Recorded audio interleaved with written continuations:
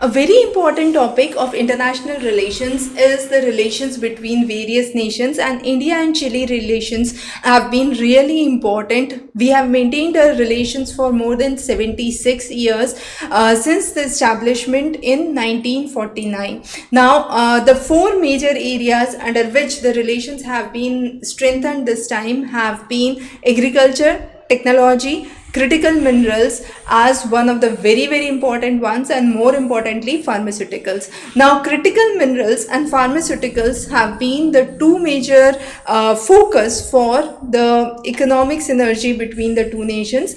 If we talk about the pillars of cooperation, definitely we have a lot of similarities, because it is the voice of global south. That's the first thing. Then there has been strong innovations in the field of clean energy, sustainable mining, and initiatives regarding those, bridging the gap between the culture and the economy. So bringing in tourism, fostering connectivity through art and culture, and signing various MOUs with the universities and departments in India. Also bringing in focus on climate change, sustainable solutions, innovations for green energy, and focus on critical minerals.